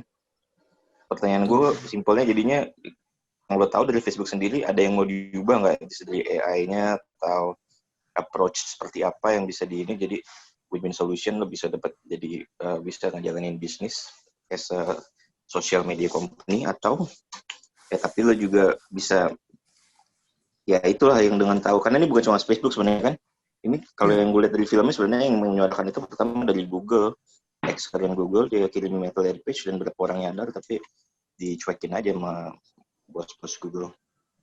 Ya, jadi kalau Google nambahin, jadi intinya itu memang itu tadi, semua perusahaan ini kan bersaing mendapatkan user engagement, Facebook, Instagram, segala macam. Maka mereka mengembangkan AI supaya usernya ini semakin banyak spend waktu di situ gitu loh. Dan AI-nya ini yang pinter, yang dimana kita mau baca apa yang kita suka baca. Makanya akhirnya terpolarisasi, yang suka baca berita 01, di feed-nya berita 02 tuh pasti terfilter dengan sendirinya, karena itu dia tentukan sama AI gitu loh. Akhirnya membuat kita jadinya pengen baca Facebook terus, karena beritanya ternyata yang kita sukai, terus masuk flat earth, termasuk apalah segala macam gitu loh. Jadi emang AI-nya ini yang bertanggung jawab gitu, sedangkan AI-nya ini di-drive sama permintaan iklan gitu, pasar, ujung-ujungnya balik lagi kalau gue bisa bilang money yang drive semua itu gitu. Mungkin dari awal memang untuk kumpul-kumpul, tapi lama-lama setelah dapat profit akhirnya perusahaan itu visionnya di-drive sama uang gitu. Nih, terus yang gue bilang di awal. Nah, makanya yang kalian itu bilang dari Google itu sebenarnya kita harus membuat counter AI, ibaratnya lah AI yang nggak pinter-pinter amat, ya pinter sih, cuma maksudnya nggak yang benar-benar membuat orang tuh spesifik bacanya itu terus gitu loh. Nah, ada nggak dari Facebook sendiri program kesana lah supaya bikin Facebook itu sendiri lebih ya misalnya Vero demennya baca berita 01 tapi tetap timelinenya 02 keluar biar tetap berimbang gitu loh. Ini contoh ya Vero, mungkin Vero nggak dukung 01, gue nggak tahu ini kita Luber dan Jurdil. Gua Persatuan Indonesia men. Iya. Jadi Tangsat nomor 3 siapa, Bro? Hah? Nomor 3 Vero ke Thailand mau ngejatuhin raja ini monarki. Calon kuat bro, nomor 3 bro. Di sini Benyamin Pilar bro. Ya, lanjut. Ya, jadi Facebook sendiri gimana? Kalau dari sisi itu memang kita itu merecognize bahwa ada problem seperti itu gitu kan, di mana orang-orang itu memilih berita dan disalurkan berita sesuai dengan preferensi mereka gitu kan. In some cases it's great gitu kan. In some cases it's great because kalau if you think about the interest misalnya kan, lu suka bola, lu sering buka video bola, itu ntar lu akan banyak dapat berita bola gitu kan, terutama kalau lu support MU gitu kan, terus kalah terus juga kan gitu. Milan dong, Milan peringkat nomor 1 bro. Iya, jadi istilahnya kita pengen provide interest apa yang lu punya sehingga lu bisa mendalami lebih jauh dan itu hopefully bisa benefit lo. Tapi itu tadi ada risiko bahwa itu akan kena bubble filter, di mana lu cuma menerima informasi sejauh sisi bias lo gitu loh, ya kan? Dan itu memang bahaya gitu kan. Dari sisi Facebooknya sendiri itu ada effort meng-counter ke sana, di mana kita itu selain menyodorkan informasi sesuai interest lu atau sesuai minat lu, juga itu mulai ada feed di Facebook itu menyodorkan berita-berita dengan sudut pandang lain gitu. More stories gitu kan, more stories, dan itu biasanya storiesnya itu mulai effortnya menyediakan sudut pandang dari sisi lain. Misalnya lu 01 itu feednya more storiesnya itu akan menyodorkan link lu ke 02. Tapi bisa sepintar itu ya, dia ngebedain ini tulisannya DS, tulisannya Abu Janda, tulisannya Tata Kujiati, gitu udah bisa sepintar itu. Kalau sepintar, kalau sekarang jadi ya intinya ada effort ke sana gitu kan. Bahkan kalau Presiden Trump itu post ya ada beberapa informasi yang salah, itu Facebook akan dalam kasus ekstrim itu akan nge-delete postnya gitu. Ini post nggak benar gitu kan. Dan berapa kali Trump itu protes kan, kenapa post gue di-delete gitu loh. Ya karena ada misinformasi di sana nggak benar. Tapi yang sekarang lagi ada effortnya ke sana itu pelan-pelan adalah memprovide counter news gitu kan, counter article. Kalau misalnya lo baca satu artikel, itu akan ada more stories dengan counter articles. Dan hopefully Facebook itu bukan platform di mana kita itu menyediakan lu harus berpikir A, berpikir B, berpikir C. Enggak. Kita sediakan informasi, ini ada A, B, C, silakan. Lu ngambilnya kayak gimana, lu ngambil konklusinya kayak gimana, itu terserah lu. But at least we provide different source of information. Gitu sih. Itu wacana atau udah dijalanin sih? Sekarang kalau yang counter artikel itu udah dijalan pelan-pelan. Ya kayak more stories tuh di mana tadi? Misalnya lu klik link gitu ya. Nanti dari pas lu klik link itu akan ada pop up more stories di bawah linknya itu. Dan itu akan ada link-link dari source yang berbeda gitu loh. Kalau dari sisi AI-nya sendiri, itu AI-nya Facebook sekarang lagi kerja, lagi didesain sedemikian rupa sehingga informasi yang informasi yang nggak akurat itu bisa di-auto delete. Gitu. Nah, lo bisa belajar itu, Sri, kalau menurut gue ya. Lo bisa belajar di Kemenkominfo Republik Indonesia. Mantap contohnya. Ya. Jadi sebenarnya itu ada trade off gitu kan. Ada sesuatu yang kontradiksi antara memberikan voice, memberikan suara kepada orang-orang sehingga setiap orang bisa bersuara, dan juga memberikan media di mana hoax itu nggak bisa berkembang. Itu benar-benar sesuatu yang tarik-menarik satu sama lain. Enggak, tapi poin bagusnya Ferry tadi adalah ini di-drive sama duit gitu. Maksud gua, ya tadi yang gue bilang, nggak mungkin lah perusahaan kalau sudah billion company kayak Facebook, terus investornya terus diem aja gitu. Artinya dia juga pengen duit lagi kan. Makanya tadi ya gimana engagement-nya Ya itulah pasti ada dilema di situ ya. Mungkin Ya. mungkin Mark juga udah mikirin, cuman ada kepentingan duit juga di situ yang dia nggak bisa langsung mentah-mentah bilang oke, gue akan bikin AI yang nggak sepintar itu lah, pasti gue menonjolkan dua sisi gitu kan, nggak bisa juga bro. Kalau lu ini bicara ads kan, kalau gue tadi bicara newsfeed gitu loh, yang storiesnya itu nggak related sama ads gitu kan. Kalau lu tadi bicara advertising kan, drive-nya itu kan. Nah kalau advertising itu apa? Itu sisinya lain. Jadi gini, kalau maksud gua kan peminatan juga bro, ya artinya kan dari situ lu ngebentuk pola kan, pola itu yang lu jual sebenarnya kan ke iklan itu. Gitu. Artinya misalnya gua buka bola terus gitu, oke gua suka bola sehingga lu bisa ngejual itu kan yang lu butuhin. Kalau misalnya lu memberikan gua different view gitu loh, lu kan nggak bisa ngebaca pola gua men. Yes, benar. Jadi sebenarnya yang dijual tuh engagement yo. Jadi lo tuh pengen cepet-cepet tetap aja ngelihat kalau lo suka bola, dia akan terus ngasih lo feed bola-bola supaya lo tetap niat HP tujuannya apa, ya supaya lo bisa lihat iklan-iklan itu tadi. Jadi newsfeed itu adalah tool untuk supaya ad-nya itu bisa dilihat sama lo. Betul. Iya, kalau gue ngerti lu tertarik sama bola, mungkin gue bisa kasih iklan sepatu bola misalnya, ya kan? Karena gue tahu lo interestnya di sepak bola, gitu kan? Which is in some sense good, karena lo ditargetkan sesuai dengan interest. Gue dari sisi korporasi seneng bro. Iya kan? Gue seneng dari sisi korporasi. Nah itu tadi memang ya ada simalakamannya lah, gitu kan?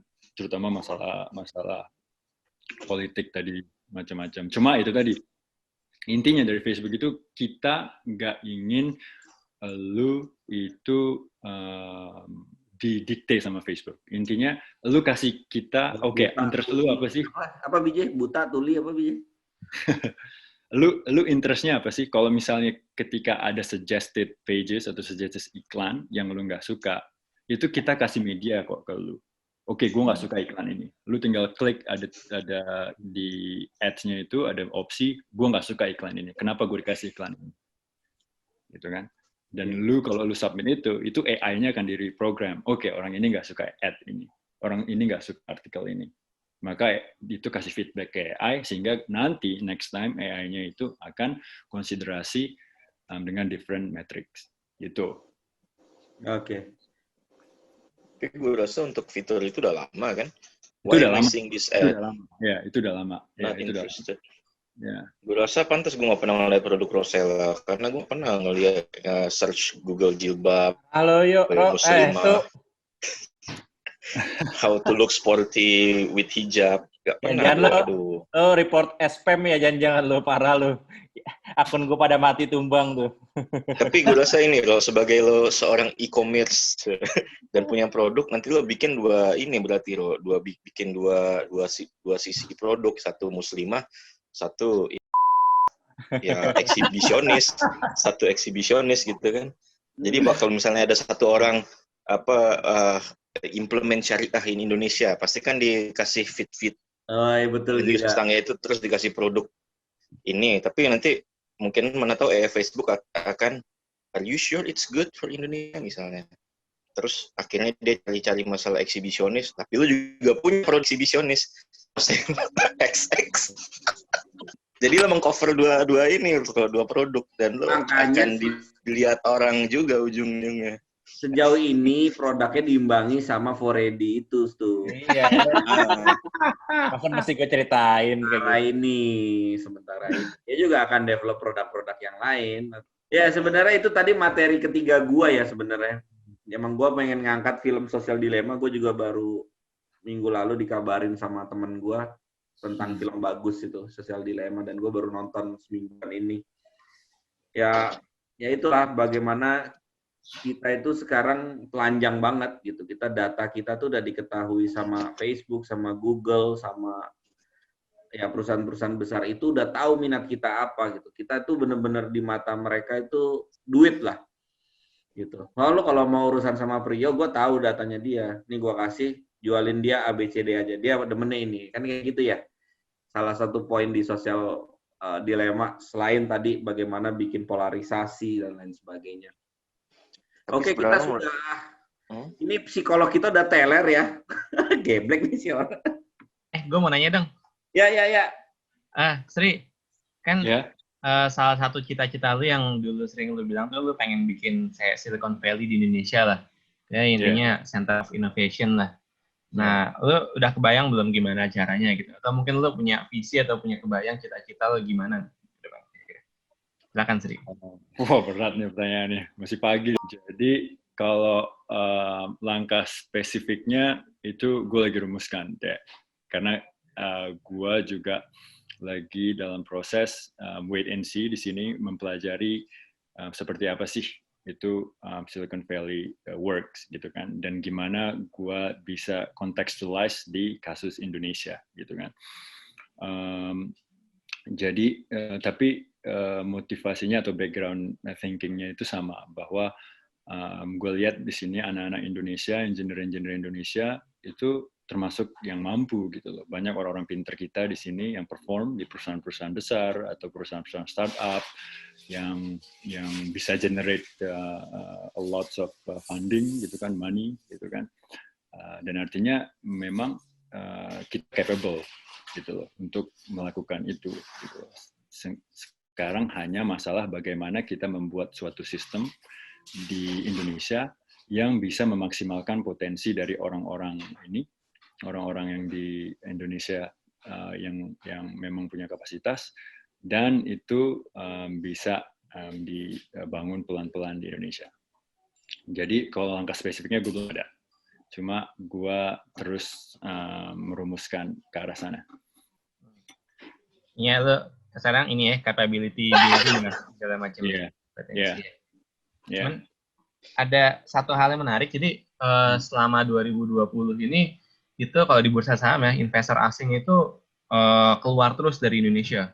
Jumlahnya mungkin udah belasan triliun sampai sekarang kali. Nah, tapi menarik, IHSG itu turunnya nggak terlalu parah-parah banget. Karena orang-orang dalam negeri itu udah masuk ke bursa saham. Dan kemarin itu, bosnya Panin Sekuritas, Pak Rudianto bilang, ini kalau IHSG turun ke 4.500, itu banyak orang-orang yang punya dana 40 miliar, 50 miliar itu yang bakal masuk, bakal ngebom. Jadi sebenarnya ekosistem di Indonesia itu sedikit tuh mulai terbentuk puzzle-nya. Salah satunya adalah orang-orang yang punya spare money lebih gitu ya, yang bisa buat dana ini gitu-gituan. Cuman tinggal willingness sama koneksinya dengan puzzle yang lain aja nih yang masih ditunggu untuk terbentuk. Gitu. Jadi biar clear nih, willingness siapa nih? Willingness pemerintah atau apa nih? Biar clear aja. Ya, satu willingness orang yang punya duit itu untuk mau masuk ke high risk venture. Terus yang kedua ya mungkin regulasi juga harus disiapin ya. Ya nih jujur aja ya nih, yang penonton di YouTube juga, kita tuh nggak pernah ngobrol seintens ini di WA ya. Walaupun kita WA kita lebih banyak polarisasi. Tapi asik juga men, kita bicara 1,5 jam hal yang apa ya selain vitamin otak ya, tapi juga kita bisa mengangkat insight-insight baru ya. Kita tadi kaitannya dengan sosial dilema itu memang film hits banget. Lalu kehidupan di Silicon Valley sendiri, tadi kita bicara gimana ngebawa Silicon Valley ke Indonesia. Ini kita mau lanjut atau udah pada tepar? Sri, nanya lagi dong Sri. Kalau willingness dari venture capital atau orang-orang yang punya dana di sana buat invest di Indonesia gimana Sri? Kalau secara general itu mereka dasarnya tertarik, asal mereka lihat potensi, gitu kan. Asal ngelihat bahwa bisnis yang lu tawarkan itu berpotensi, gitu kan. Jadi gue nggak ngelihat ada hambatan karena Indonesia atau faktor Indonesia atau gimana, itu nggak ada. Dia nggak ngelihat background yang kayak gitu-gitu, intinya cuan apa kagak gitu ya? Iya, benar. Ini masalah kapitalis kan. Lu bisa provide money atau enggak, gitu kan. Kalau lu bisa, oke, gue invest. Kalau enggak, ya no deal. Gitu kan. Oke. Tapi kalau pendapat gue sih, intinya tuh nggak mesti kalau untuk ininya tawakal. Karena Silicon Valley itu sejarahnya panjang juga kan, dan ada kalau di bukunya Malcolm Siapa? Malcolm siapa? Malcolm Yang Gladwell. outlier kan? Malcolm Gladwell. Malcolm Gladwell. Karena ada ini juga kan, ada momen yang pas juga waktu itu industri komputer lagi meningkat dan sekarang industri sosial media. Just kalau ke depannya Indonesia mau ngeliat di mananya gitu, maksudnya apa iya mau dipaksain sebagai software industri baterai company nanti. Atau industri baterai ya misalnya kan yang dilihat menurut pemerintah sekarang electric vehicle gimana bikin baterai lebih efisien dan lebih kapasitasnya lebih besar. Tapi tetap pertanyaan orang yang mau invest di mana-mana juga terus berapa komitmen sama pemerintah juga kan. Which is itu masih big homework buat Indonesia. Jadi kalau mau ngomongin Silicon Valley ya kecuali skala kecil kali ya, mau bikin satu kota doang teman-teman lo. Ya. Tapi kalau mau ngomongin masalah sekedar ini aja, software aja, ya India juga udah itu kan. Dan itu karena biaya tenaga kerjanya murah daripada lo bayar orang California. Namanya juga ini IT, lo nggak perlu physical, lo bisa around the world dengan internet. Lo nih rumah lo sendiri, Sri? Apa Kontrak lah. lo ngontrak? Berapa itu? Gede juga, Sri. Lumayan. Tapi sedikit aja, Sri, buat penutup, Sri. Lo puas nggak dengan hidup lo sekarang? Am I happy with my current life? Yes, I'm happy where I am right now. Lo nggak pengen ada sesuatu yang kurang atau apa yang lo pengen reach? Oh, kalau misalnya masalah goals, next targets, pasti ada lah. Setiap orang pun pasti ada. Ya. Cuma gue nggak ngelihat itu sebagai krisis gitu loh. What's crisis gitu kan? Kalau lu ketika midlife lu merasa krisis, berarti mungkin ada period sebelum midlife itu yang nggak di-plan secara regular gitu kan. Kalau lu ada regular check setiap 3 bulan, 6 bulan, setahun sekali, lu targetnya apa dan lu ada di mana sekarang, itu gue rasa nggak akan harus merasakan midlife crisis gitu. Karena lu constantly on the track. Gitu. Bahwasanya ada target-target selanjutnya yang ingin dicapai, ya pastilah setiap orang ada. But am I happy right now? Yes, I'm very happy. Bahwasanya ada target yang selanjutnya yang ingin dicapai, ya pasti ada. Gitu. Ya, soalnya kan kadang-kadang midlife itu terjadi karena kita ngeliatin orang lain. Gitu. Well, that's the thing. Kita nggak perlu melihat kita dibandingkan sama orang lain. The only person that we need to compare ourselves with is you yesterday. Lu buat progres sejauh apa? In my view. Karena setiap orang itu, iya karena setiap orang itu progresnya beda-beda kan. Setiap orang timeline-nya beda-beda, ya kan? Ada ya karena background-nya macam-macam, timeline-nya beda-beda. Kita nggak bisa benar-benar mengkomparasi diri kita dengan orang lain dengan timeline yang berbeda, dengan kondisi yang berbeda. It doesn't make sense gitu. Yang cuma lu harus compare dengan diri lu itulah lu pada saat kemarin. Lu jauh lebih baik nggak dari kemarin. As simple as that. Nah ini kalau gitu nih mungkin midlife crisis lo nih mungkin ini tebakan gua aja ya. Lu lebih pilih cewek Indo apa cewek bule? Ini mungkin midlife crisis lo ini bro. Itu mah mid pen crisis. Yeah. Why not both? Kita bisa 4, ya nggak?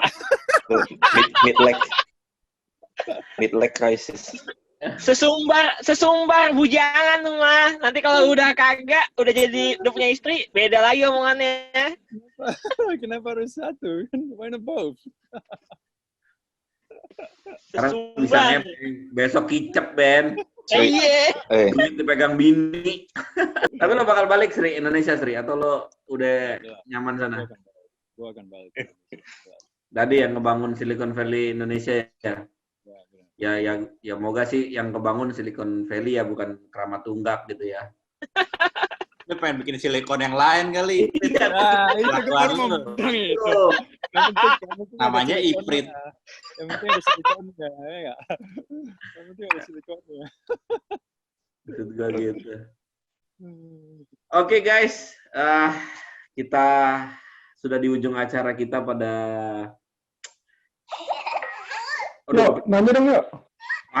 Lu telat dari tadi kek. Kemana aja lu Dol? Gue dengerin, gue hikmat mendengarkan Basri nih. Apa dong? Gue nanya dikit aja ya. Jadi gue ngelihat Basri kan sekarang udah kayak udah keren banget lah. Maksud gue udah kayak panutan lah. Jadi dia buat hidup udah jelas, udah terarah, dia udah tahu mau ngapain. Gue justru malah penasaran sebenarnya dengan proses dia sampai ke titik ini gitu. Jadi yang mau gue tanya tuh kayak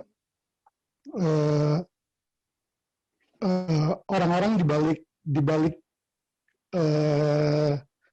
yang support dia sampai sekarang tuh gimana sih nanamin atau ngebentuk Asri sampai sekarang gitu. Maksud gue kayak apa hal-hal yang ditanam sampai di kepala lo sampai kayak lo tuh nggak gampang nyerah, atau kayak lo ngerasa bahwa gue akan selalu menemukan jalan keluar dari setiap permasalahan yang dia punya gitu. Nah itu yang sebenarnya mau tanyain, dan gimana lo, maksudnya kayak hal krusial apa sih dalam hidup lo yang menurut lo di titik ini sebenarnya gue bisa aja gagal atau gue bisa aja berhasil, dan maksudnya dan lo live up dengan kesuksesan lo sekarang gitu kan. Maksud gue cuma ya gue mau tahu aja orang-orang yang di belakang lo yang support lo, dan gimana cara mereka ngebentuk lo gitu sih, Sri. Kalau boleh share dikit aja. Oh, pastilah. Party cewek-cewek, boy. Emotional support, ya nggak? Itu sebenarnya sih. Jadi gini, share sedikit aja sih. Sebenarnya banyak episode kayak gitu. Cuma intinya gini, kalau boleh gue rangkum. Dari masa kecil itu memang istilahnya episode kehidupan gue itu kayak roller coaster gitu. Dimana ada beberapa kejadian yang gue nggak expect terjadi, dan itu membuat the way I am right now. Kondisi atau episode pertama itu ketika gue kehilangan ayah gue pada umur 11 atau 12 tahun. Ya kan? Dan suara lo kecil banget, Sri. Halo, beneran nggak? Nah, ya. Beneran? Oke. Ya. Jadi banyak episodenya, ya kan? Dan ketika awal itu, ya itu tadi gue bilang, gue kehilangan ayah gue, gitu kan, pada umur 11 atau 12 tahun. Dan some of you might know, gue itu istilahnya CS banget lah, deket banget sama ayah gue, gitu loh. Dan gue see him as my role model. Dan kehilangan dia itu benar-benar membuat gue benar-benar terpukul, jatuh, gitu ya. Karena gue masih ingin berinteraksi sama dia, gue masih ingin menggali pengalaman hidup dia, gitu. But itu benar-benar kejadian yang membuat gue itu terpukul, gitu kan, jatuh. Pada saat gue lagi recover, coba mencari figur ayah baru, itu gue ketemu sama adiknya ayah gue, om gue, gitu kan. Dan itu seakan menjadi figur baru seorang ayah, gitu kan. Tapi lagi-lagi ketika gue lagi benar-benar enjoy relationship dengan om gue itu, tahun 2005 atau 2006 itu tsunami Aceh terjadi, ya kan. Dan unfortunately om gue itu lagi di pantai waktu kejadian tsunami Aceh. Jadi ketika itu salah satu orang yang paling dekat sama gue itu itu hilang dari episode kehidupan gue. Nah sejak saat itu gue berpikir wow, ini benar-benar hidup itu seperti satu problem solve, tapi nanti datang problem yang lain. Nah dari situ gue berpikir, well, it doesn't make sense kalau misalnya kita mempersiapkan diri hanya pada momen-momen yang baik, gitu. By default kita harus siap pada momen-momen problem akan datang setiap saat. Dan sekarang gimana caranya aja kita enjoy being uncomfortable dengan problem, dan gimana caranya kita bisa embrace the problems. Dan itu rasanya selama ini yang menjadi bottom line gue ketika gue dapat problem gitu. Okay, this is another one coming. Okay, we've solved previous problems before, so there's no reason we cannot do this also, right? Jadi kalau bottom line-nya seperti itu dong. Gue sejauh background dan episode kehidupan gue itu seperti problem after problems. Dan gue accepted itu, that's the part of our life, gitu kan. Dan gimana caranya kita counter back dan kita bisa bangun setelah ditimpa jatuh berkali-kali, ya itu aja definisi gimana kita bisa tetap teguh dan kokoh dan konsisten untuk menggapai tujuan kita. Gitu sih. Mantap. Tutupnya. Oke, kalau gitu sampai ketemu lagi di podcast potongan keseharian OS berikutnya. Sampai ketemu. Bye.